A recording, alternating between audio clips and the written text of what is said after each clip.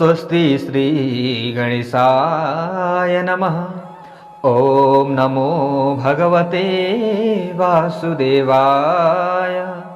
शान्ताकारं भुजगशयनं पद्मनाभं सुरेशं विश्वाधारं गगनसदृशं मेघवर्णं शुभांगं लक्ष्मीकान्तं कमलनयनं योगिभिर्ध्यानगम्यं वन्दे विष्णुं भवभयहरं सर्वलोकैकनाथं।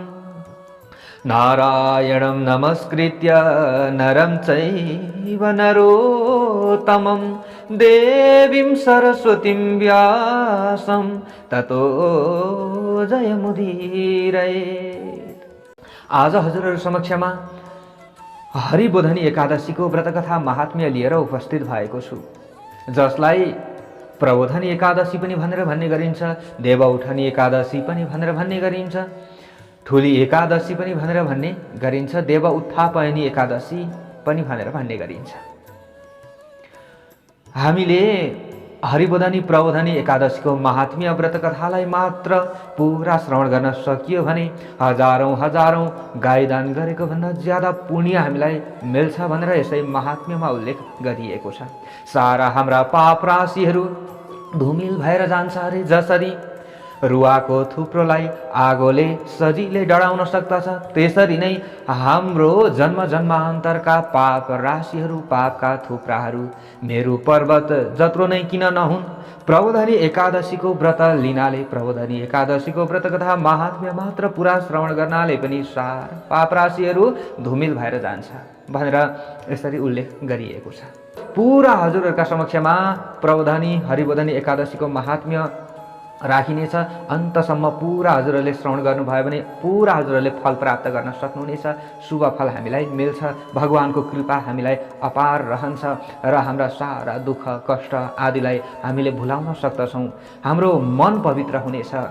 हाम्रो यो तन त हामीले नुहाउँदाखेरि सफा होला, तर मनद्वारा पनि विभिन्न पापहरू गरेका कारणले गर्दा मन पनि मैलो भइरहेको हुन्छ।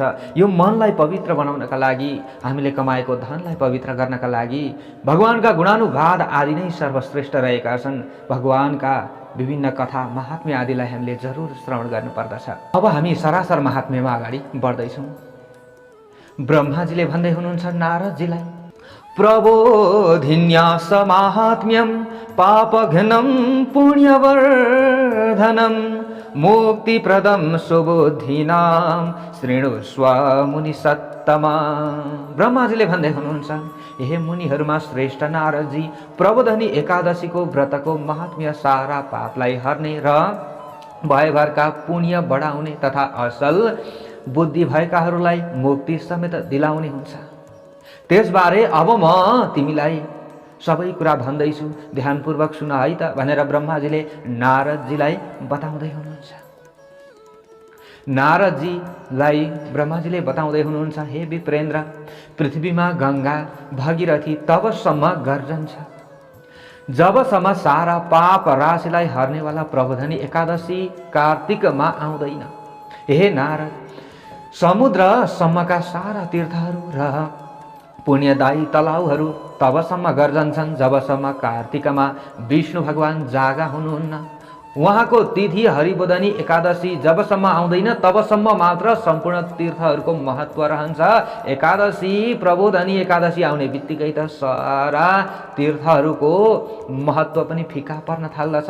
हजारौं अश्वमेध यज्ञ गरेको फल र 100 करोडौं राजसूय यज्ञ गरेको जो पुण्य फल रहेको छ त्यो सारा मनुष्यले प्रबोधनी एकादशीमा गरेको एउटै उपवासले नै प्राप्त गर्न सक्दछन्। अश्वमेध सहस्राणि राजसूय शतानि च एकेनैवोपवासेन प्रबोधिन्यां लभेन्नरः। यसरी महात्म्यमा उल्लेख गरिएको छ। अगाडि गएर नारदजीले अब ब्रह्माजीसँग प्रश्न गर्दै हुनुहुन्छ, एक भुक्तेन किं पुण्यं नक्त भोजने उपवासेन किं पुण्यं तन्मे ब्रूहि पितामह। नारदजीले भन्नुभयो, हे पितामह, दिनमा एक छाक मात्र खानाले के पुण्य हुन्छ, राति मात्र खानाले के पुण्य हुन्छ? यो सबै कुरा म सुन्न चाहन्छु, म बुझ्न चाहन्छु। अथवा खाँदै नखाई उपवास गर्नाले के पुण्य हुन्छ? हे पितामह, त्यो कुरो मलाई बताइ बक्सियोस् भनेर यसरी भनिसकेपछि अगाडि गएर फेरि ब्रह्माजीले भन्दै हुनुहुन्छ, एक भुक्तेन जन्मोत्थम नक्तेन द्वे जनुर्भवम सप्त जन्म भवम पाप मुपवासेन नश्यति। एक छाक मात्र खानाले एक जन्मको र राति मात्र खानाले 2 जन्मको र पुरा अहोरात्र उपवास गर्नाले 7 जन्मदेखि जम्मा भएका सारा पापहरू नाश हुन्छ। हे पुत्र नारद, जुन वस्तु दुर्लभ छ, जुन वस्तु पाइँदैन, जो तीनै लोकमा देखिँदैन, आफूले चिताउँदै नचिताएका वस्तु पनि हरिबोधनी एकादशीले दिन्छ, त्यसमा कुनै दुई मत छैन। हे नारद, मेरु र मन्द्राचल जस्ता थुप्राका थुप्रा जो पाप राशिहरू रहेका छन्, सारा पाप हर्ने जो हरिबोधनी एकादशी रहेको छ, यो एउटै एकादशीमा एउटै उपवासले नै ती सारा पापका राशिहरू खाक हुन्छन्।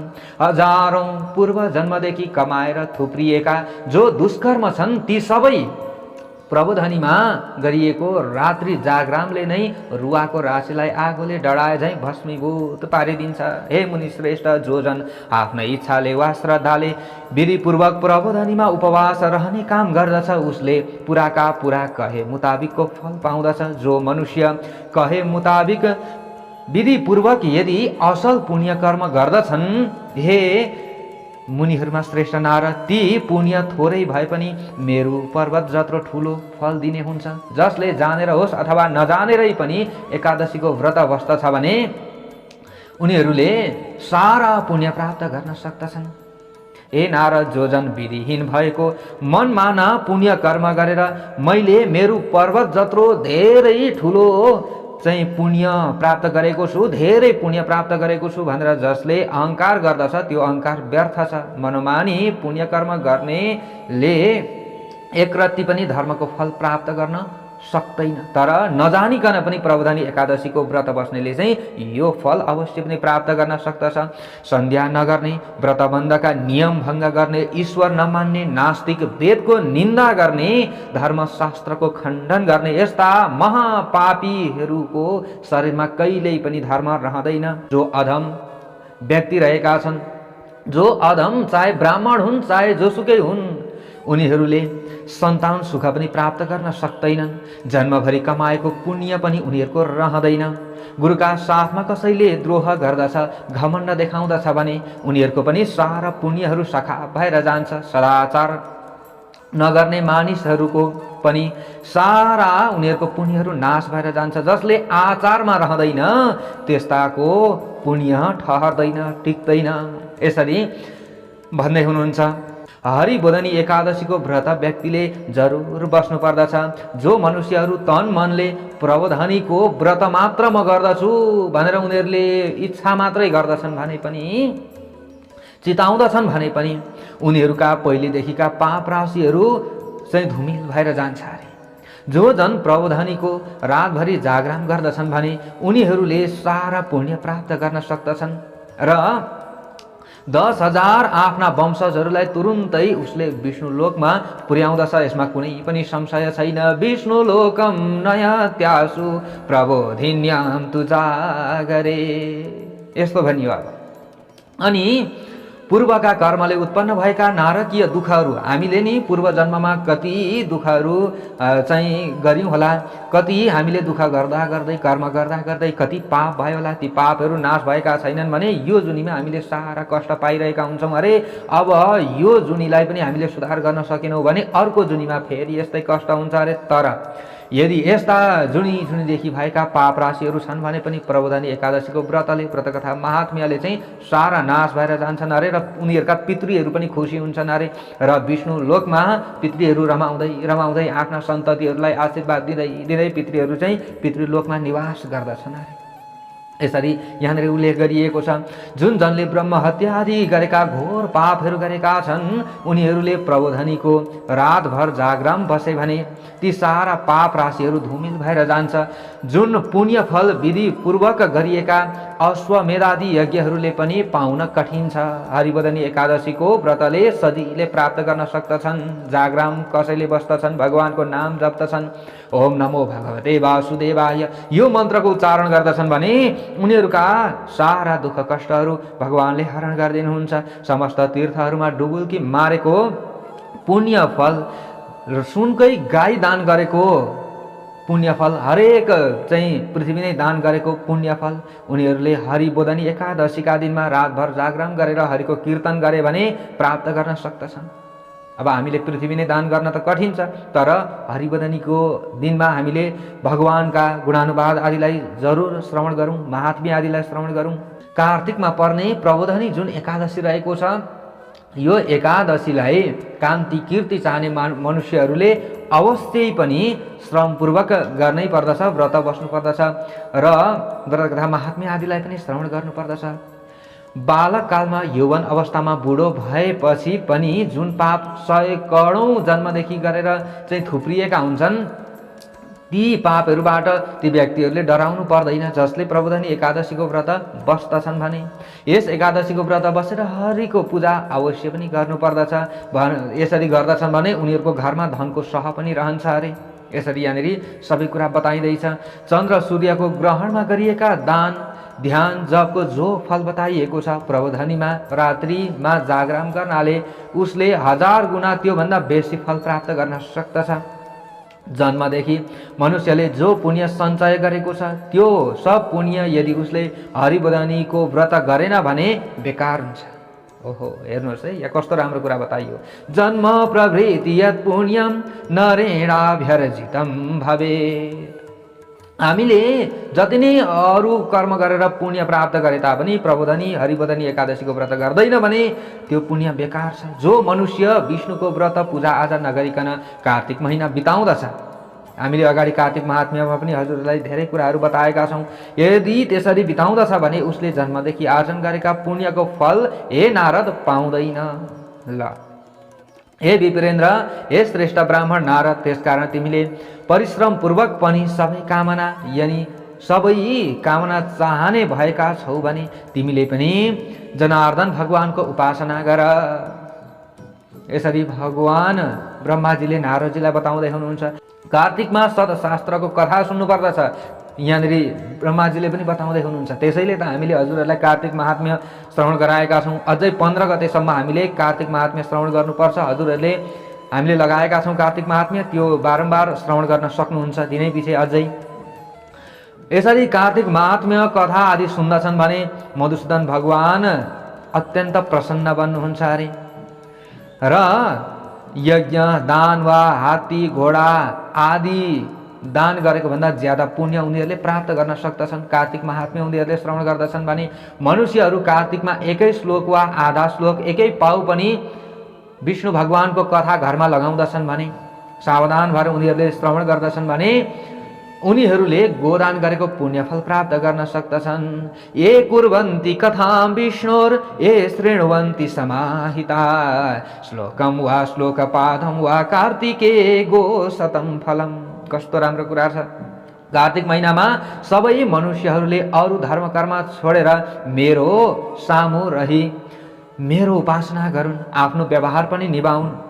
यसरी हेर्नुहोस् है, बिहान बेलुका हामीले भगवानको ध्यान गर्नुपर्ने रहेछ, कथा श्रवण गर्नुपर्ने रहेछ। जो मनुष्य दिनहुँ सतशास्त्र पुराण आदि सुनेर कार्तिक महिना बिताउँदछ भने उनीहरूका सारा पापलाई डढाउँदछ। कार्तिक महात्म्यले 10,000 यज्ञ गरेको फल उनीहरूले प्राप्त गर्न सक्दछन्। हे मुनि, हे नारद, हरिको जाग्ने दिन हरिबोधिनी एकादशीको दिन जो मनुष्य हरिको कथा भन्न लगाउँदछ घरमा चाहिँ भने साथै 2 पौवाली भूमि दान गरेको उसले पुण्य फल प्राप्त गर्न सक्दछ। हे नारद, भगवान विष्णुको दिव्य कथा सुनेर जो जन कथा वाचक पण्डित आदिलाई चाहिँ आफ्नो सावकाश अनुसार उनीहरूले पूजा गर्दछन् भने उनीहरूले सनातन लोकमा बास पाउँदछन्, वैकुण्ठ उनीहरूले प्राप्त गर्न सक्दछन्। पिता ब्रह्माको यस्ता वचन सुनेर अब नारदजीले फेरि अगाडि गएर भन्दै हुनुहुन्छ, हे देवतामा श्रेष्ठ पिताजी, सृष्टि मात्रका मालिक, अब मलाई एकादशीको व्रत गर्ने विधान बताइदिनुहोस्।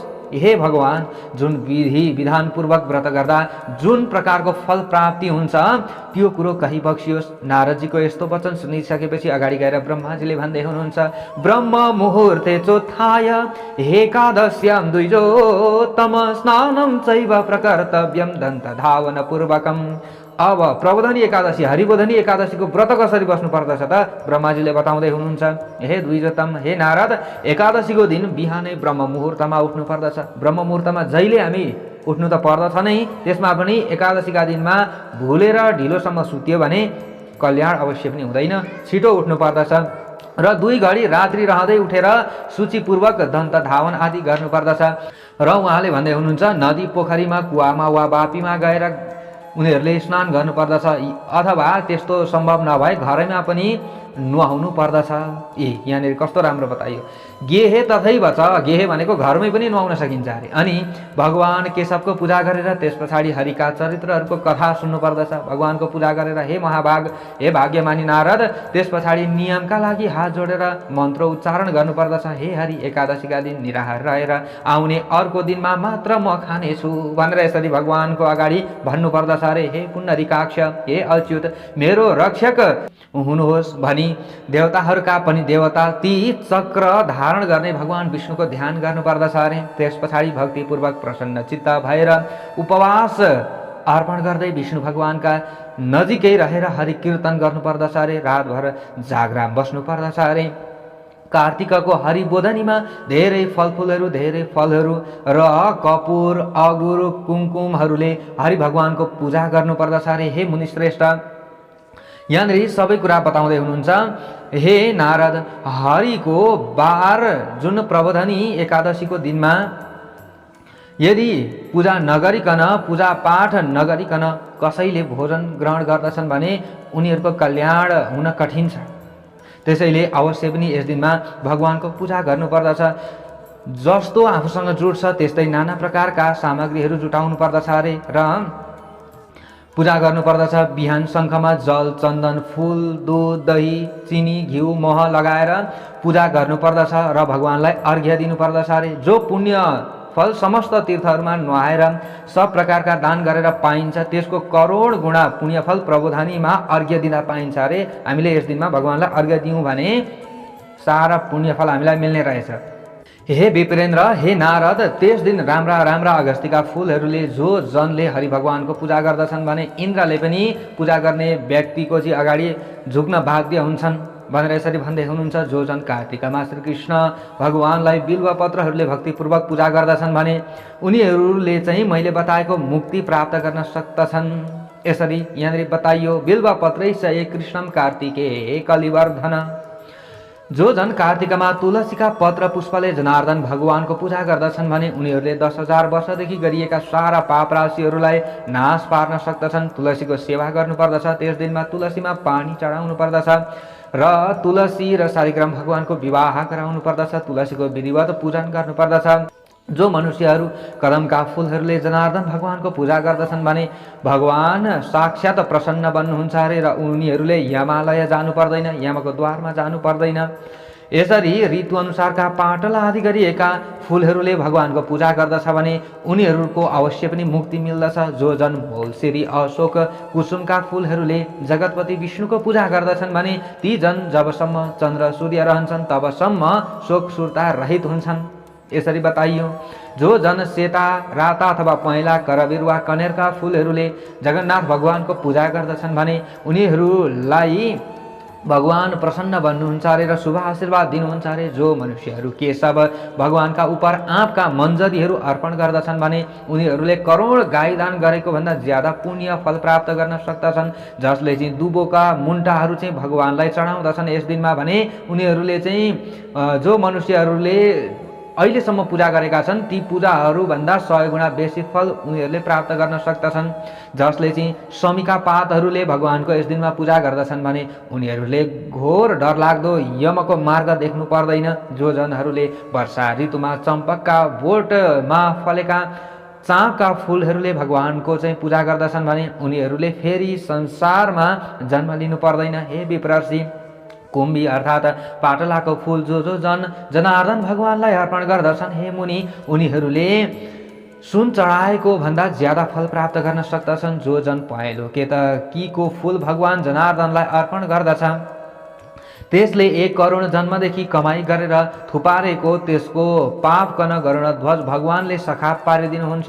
यसरी यहाँनिर बताइयो। र यसरी विभिन्न तरिकाले भगवानको पूजा गर्न सकिन्छ। र यसरी पूजा गरेर भगवानलाई रातभर पूजा गरेर चाहिँ भोलिपल्ट बिहानै उठेर प्रशस्त पानीले खलबल बग्ने गरी चाहिँ यसरी पखाल्नु पर्दछ अरे। र पखालेर चाहिँ त्यस पछाडि जो पूजक रहेका छन्, पूजकले चाहिँ यसरी बिहान भोलिपल्ट फेरि सन्ध्या जप आदि गर्नुपर्दछ अरे। पूजापाठ आदि गरेर जुन प्रातकालीन आफूले सम्पूर्ण कार्यहरू सकेर मनुष्यहरूले विधिपूर्वक भगवानको फेरि पूजा गर्नुपर्दछ अरे। यसरी पूजा गर्दछन् र गरिब दीन दुखी आदिलाई चाहिँ उनीहरूले भोजन गराउँदछन् भने सन्त ब्राह्मण आदिलाई चाहिँ उनीहरूले दान दक्षिणा आदि दिन्छन्। गरिब दीन दुखी आदिलाई चाहिँ उनीहरूले दान दिन्छन् भने उनीहरूका सारा कामनाहरू परिपूर्ण हुन्छ अरे। वस्त्रका साथमा उनीहरूले चाहिँ यसरी दान दिन सक्दछन्। र जसले कथा भन्दछ, कथा भन्ने व्यक्तिहरूलाई पनि श्रद्धापूर्वक उनीहरूले यथेच्छ चाहिँ भोजन गराउन सक्दछन्, केही भेटी आदि पनि दिन सक्दछन्। यसरी भनिएको छ।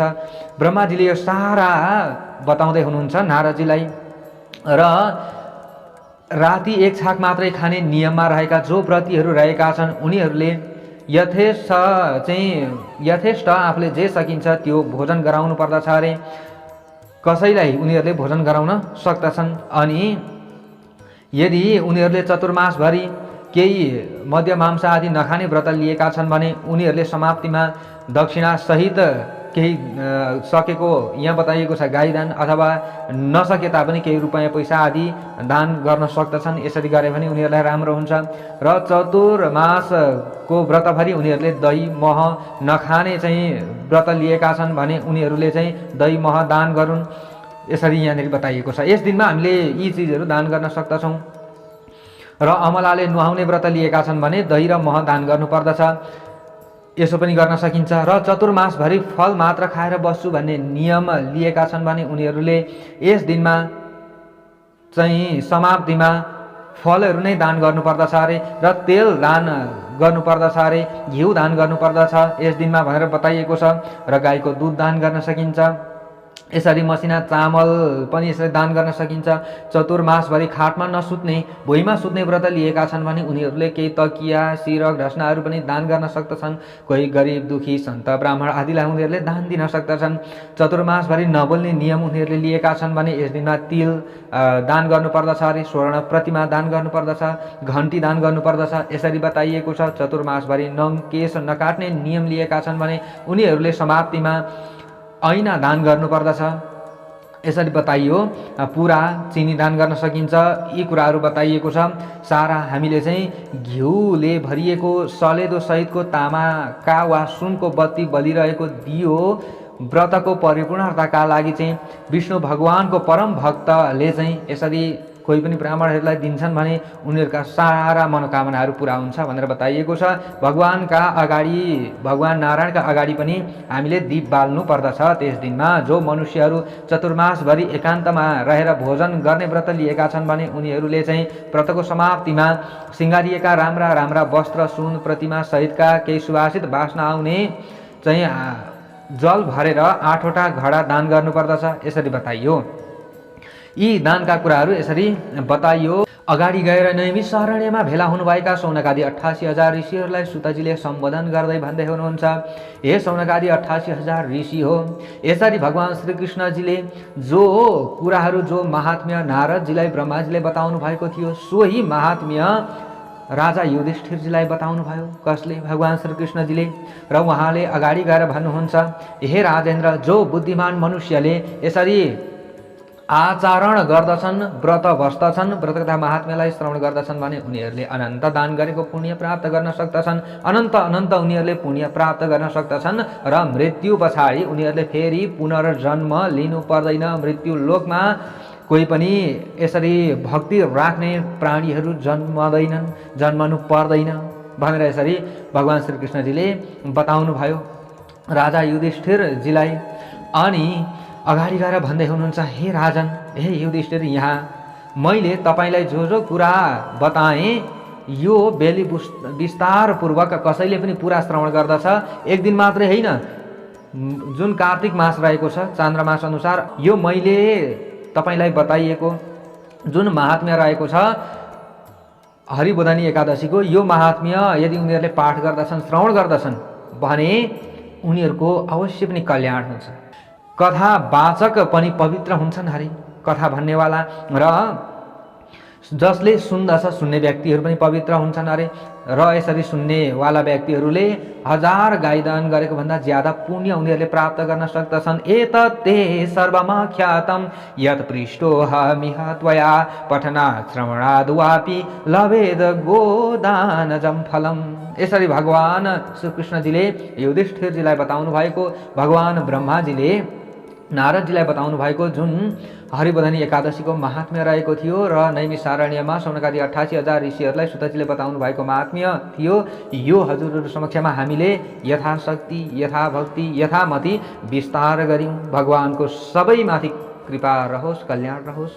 र आजको भागबाट मलाई बिदा दिनुहोस्। सबैलाई भगवानको कृपा मिलोस्। जय